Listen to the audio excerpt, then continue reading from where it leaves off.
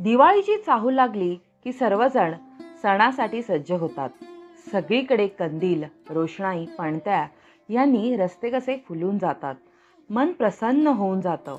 आम्ही सुद्धा पणत्या, कंदील यांची शॉपिंग करून दिवाळीची सुरुवात केली आणि थंडगार आईस्क्रीम खाऊन या दिवसाची सांगता केली. दुसऱ्या दिवशी इलेक्ट्रिशियन काकांना घरी बोलवावे लागले होते, कारण कंदील लावण्याची या घरामध्ये काहीच व्यवस्था आम्ही केली नव्हती. त्यामुळे ती सगळी व्यवस्था आता आम्ही इथे करून घेत आहोत. मला इथे बेडवर खूप पसारा दिसत असेल तर मी आता ऍक्च्युली कपाट आवरतीये. पण तेव्हा मला एक आठवलं की तुम्हाला मला एक टीप द्यायची आहे. जेव्हा तुम्ही कपाट आवरत असाल तेव्हा कपड्यांच्या खाली असे ही न्यूजपेपर ठेवायला विसरू नका. पण कलरवाले तुम्ही शक्यतो अवॉइड करा. ते ब्लॅक अँड व्हाईट ही जी साईड असते ना, तशी वाले पेपर घ्या आणि ते कपड्यांच्या खाली घाला. कारण की ह्याच्यामध्ये जे काही इंक असते, त्याच्यामध्ये जे काही केमिकल वापरलेलं असतं, त्याच्यामुळे आपल्या कपड्यांना कोणताही कीड किंवा आपल्या ज्या कपाटामध्ये काही कीड, कसर जे आपल्या कपड्यांना लागतं ते लागत नाही आणि आपले कपडे खूप छान असे व्यवस्थित राहतात. त्या व्यतिरिक्त दुसरी टीप आहे, मी इथे थोड्याशा लवंगा घेतलेल्या आहेत. हे बघा. तर ह्या अशा 2-2, 3-3 तुम्ही इथे प्रत्येक कॅबिनेटमध्ये इथे असे एक-एक इथे टाकून द्या. ह्याच्यामुळे सुद्धा अजिबात कीड वगैरे होत नाही आणि असा छान मस्त वास आपल्या कपाटामध्ये सुंदर असा वास येत राहतो. तर तर आता मी हे सगळं कपाट लावून घेते आणि लावून झालं की तुम्हाला नक्की दाखवते. आणि हां, हे पण तुम्ही जेव्हा क्लीन करणार असाल, पुसून घेणार असाल, तर फिनाइलचं थोडंसं पाणी घ्या आणि त्याच्यामध्ये डिप करून ओल्या फडक्याने पहिले पुसून घ्या. मग सुक्या फडक्याने हे इथे पुसून घ्यायचं आणि मग न्यूजपेपर टाकायचे. त्याने सुद्धा त्या पिण्याच्या सुद्धा वासाने आपलं जे कपाट असतं ते स्वच्छ असं राहतं. आणि हा जो मी तुम्हाला लवंग आणि पेपरचा जो सांगितला आहे उपाय, तो तुम्ही कोणत्याही प्रकारच्या कपाटासाठी करू शकता. भले ते लोखंडाचं असेल, लाकडाचं असेल किंवा अजून कशाचं असेल आणि त्याच्यात तुम्ही जरी पेपर किंवा तुमच्या फाईल्स जरी ठेवत असाल, तिथे सुद्धा हा तुम्ही उपाय नक्की करू शकता. म्हणजे पेपरांना सुद्धा काही वाळवी किंवा अजून काही पेपरला कीड वगैरे लागून पेपर तुमचे खराब होणार नाहीत. तर कपाट लावून झाला माझा पूर्ण ना, की तुम्हाला मी नक्की दाखवते. हे असं कपाट लावून झालेलं आहे. तर तुम्ही ना हे डांबराच्या ज्या गोळ्या असतात त्या सुद्धा इथे नक्की ठेवा. लवंग तर ठेवाच, पण त्या व्यतिरिक्त डांबराच्या गोळ्या सुद्धा ठेवायला विसरू नका. आणि हे असे न्यूजपेपर कपड्यांच्या खाली नक्की घाला. घेऊनी दिव्यांचा प्रकाश सोनेरी, माळोनी गंध मधुर उठण्याचा, करा संकल्प सुंदर जगण्याचा, गाठुनी मुहूर्त दिवाळीच्या सणाचा. सर्वांना दिवाळीच्या खूप खूप शुभेच्छा. तर मित्रांनो, हा आजचा आपण दिवस पाहत आहोत, तो म्हणजे वसुबारस, म्हणजे दिवाळीचा पहिला दिवस. हा दुसरा दिवस आहे गोवत्स द्वादशीचा आणि याच दिवशी रमा एकादशी सुद्धा होती. दुसऱ्या दिवशी लगेचच धनत्रयोदशी असल्याने सर्व देव आणि देव्हारा मी याच दिवशी स्वच्छ करून घेतला होता. सर्व देवांच्या मूर्त्या नेहमी मी कोलगेट टूथ पावडरने स्वच्छ करते, पण या दिवशी जरा घाई असल्यामुळे सर्व देव मी रुपेरी लिक्विडने स्वच्छ करून घेतले होते. तर स्वच्छ केलेली मूर्ती कशी लख चमकतेय आणि स्वच्छ करायच्या आधी मूर्ती कशी दिसत होती, यातला तुम्हाला फरक दाखवण्यासाठी या दोन्ही मूर्त्या मी दाखवल्या आहेत. माझा देव्हारा पांढरा असल्यामुळे ह्यावर खूप धूळ बसते आणि त्याच्या जाळ्यासुद्धा साफ करण्यासाठी खूपच बारीक काम असल्यामुळे मला ब्रशचा वापर करावा लागतो. लगेचच दुसऱ्या दिवशीपासून सण सुरू होणार होते, त्यामुळे मी याच दिवशी सर्व देवाऱ्यातील वस्त्रसुद्धा बदलून घेतले होते. तर तुम्ही बघू शकता, सुंदर लाल रंगाचं मी इथे वस्त्र घालून घेतलं आहे आणि किती छान दिसत आहे. मला रमा एकादशीच्या या मंगल मुहूर्तावर मी घरात आणलेल्या राधाकृष्णाच्या नवीन मूर्तींची स्थापना करायची होती. त्यामुळे मी त्यांचा अभिषेक करून स्थापना करून घेतली. तुम्ही देवारात कोणतीही देवांची मूर्ती नवीन आणल्यावर लगेचच देवाऱ्यात न ठेवता त्यांची व्यवस्थित पूजा करून मगच स्थापना करा. यासाठी मी अगदी सोपी पद्धत वापरते आणि तीच तुमच्यासोबत आज शेअर करत आहे. ती म्हणजे नवीन मूर्तींवर हळद कुंकू अक्षता वाहून घ्यायच्या. सर्वप्रथम 11 वेळा जल अभिषेक करून घ्यायचा. त्यानंतर 11 वेळा दूध किंवा पंचामृताने अभिषेक करून घ्यायचा. शेवटी उष्ण उदक म्हणजेच कोमट पाण्याने अभिषेक करून मूर्ती स्वच्छ कोरडी करून घ्यायची. अभिषेक करत असताना देवाचे अखंड नामस्मरण मुखात चालू ठेवायचे. पुरुष देवाची स्थापना करत असाल तर पुरुष सूक्त आणि ते जर जमत नसेल किंवा येत नसेल तर त्या देवाचा मंत्र म्हणायचा. आणि देवीची स्थापना करत असाल तर श्री सूक्त किंवा त्या देवीचा मंत्र म्हणायचा. हे करून झाल्यानंतर देवाला तुम्ही चंदन व्हायचे आणि देवी असेल तर हळद कुंकू अक्षता व्हायच्या. आणि देवींना सुगंधित फुलांचे गजरे हे खूप आवडतात, त्यामुळे ते अर्पण करायचे. त्यानंतर धूप दीप अगरबत्ती लावून देवांना नैवेद्य दाखवायचा. ही अशी अगदी साध्या आणि सोप्या पद्धतीने तुम्ही देवांची स्थापना घरच्या घरी करू शकता.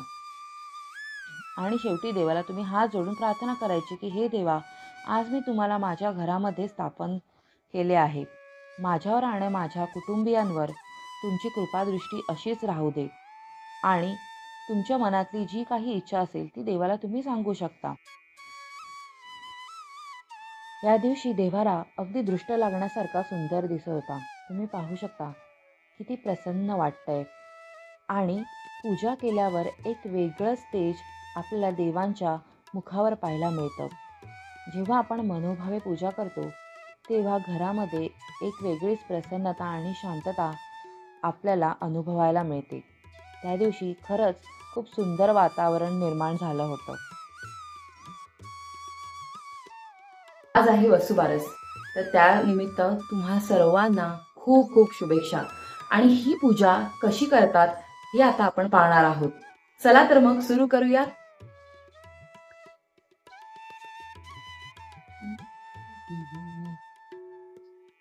मित्रांनो, ही पूजा अगदी साधी आणि सोपी आहे. तर ह्या पूजेसाठी तुम्हाला लागणार आहे एका गाय आणि वासराची मूर्ती. जर तुमच्याकडे मूर्ती नसेल तर तुम्ही एखाद्या पेपरवरती चित्र काढलं तरी चालेल किंवा रांगोळी काढली पाटावरती तरी सुद्धा चालणार आहे. त्यानंतर आपल्याला लागणार आहे गाईचा अभिषेक करण्यासाठी दूध. तुम्हाला जर हवं असेल तर तुम्ही पंचामृत सुद्धा घेऊ शकता. आणि पाणी आपल्याला लागणार आहे जल अभिषेक करण्यासाठी.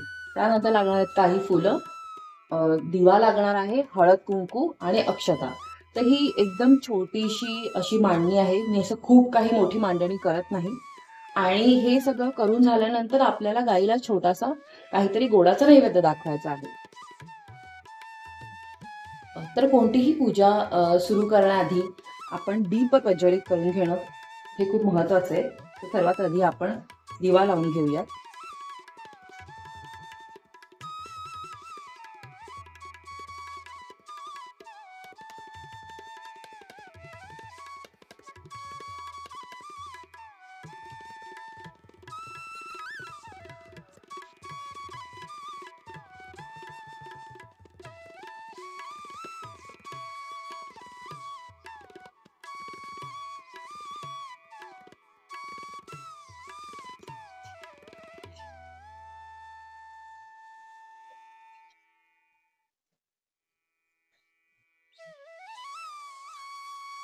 तर मी एक तुपाचा दिवा लावलेला आहे आणि एक तेलाचा दिवा लावलेला आहे.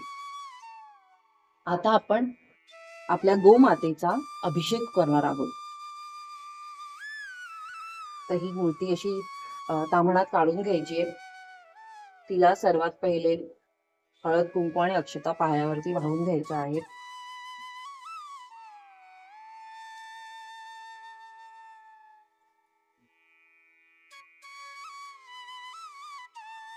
आणि त्यानंतर जल अभिषेक करायचा आहे. आणि हा अभिषेक करताना म्हणजे आपण जेव्हा गाईला अर्घ्य देणार आहोत, तिचे पाय धुणार आहोत, तेव्हा कोणता मंत्र म्हणायचा आहे तो मी स्क्रीनवर दाखवणारच आहे.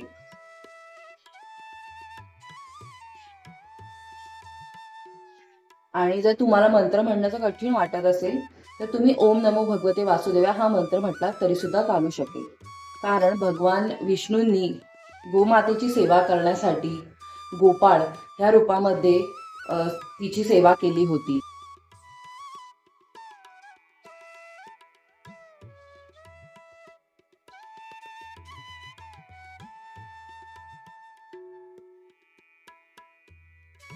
त्यानंतर पुन्हा एकदा 11 वेळा आपण पाण्याने अभिषेक करणार आहोत. हा अभिषेक करताना क्रम लक्षात ठेवा. 11 वेळा जल अभिषेक म्हणजेच पाण्याने अभिषेक, त्यानंतर दुधाने किंवा पंचामृताने 11 वेळा अभिषेक आणि पुन्हा पाण्याने 11 वेळा अभिषेक.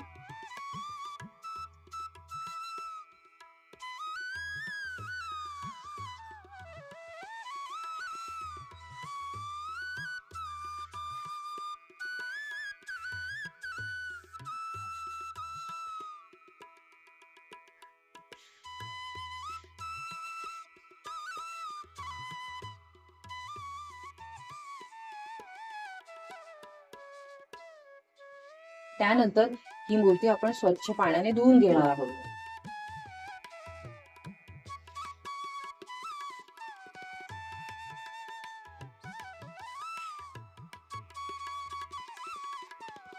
आणि कोरड्या वस्त्राने ही मूर्ती स्वच्छ करून घ्यायची आहे.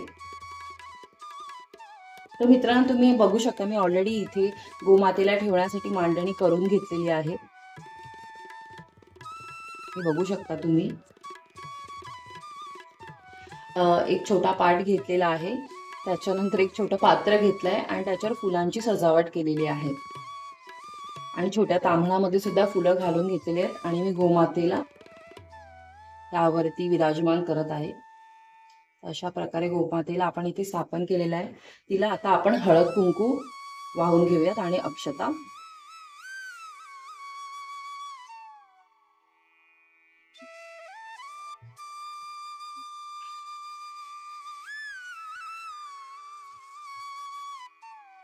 आणि त्यानंतर आपण गोमातेला हार घालून घेणार आहोत.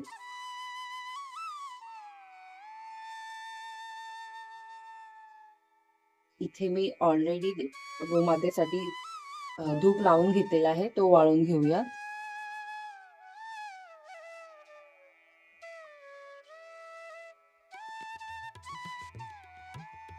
दिवा लावला आहे, तो सुद्धा वाळून घेऊया.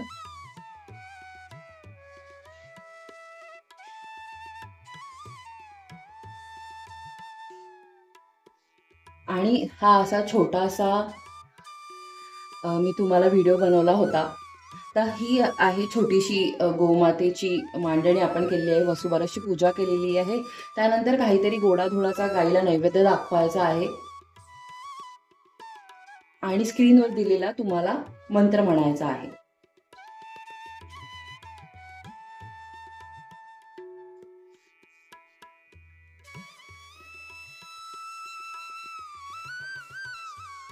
तर मित्रांनो, हा आजचा एपिसोड तुम्हाला कसा वाटला ही कमेंट्समध्ये मला नक्की कळवा. आवडला असेल तर लाईक करायला, कमेंट करायला, शेअर करायला विसरू नका आणि तुम्ही जर नवीन असाल तर आमचं चॅनल सबस्क्राईब करायला विसरू नका. पुढल्या भागात भेटूया एका नवीन विषयासह. तोपर्यंत लो बसाव मित्रांनो. धन्यवाद.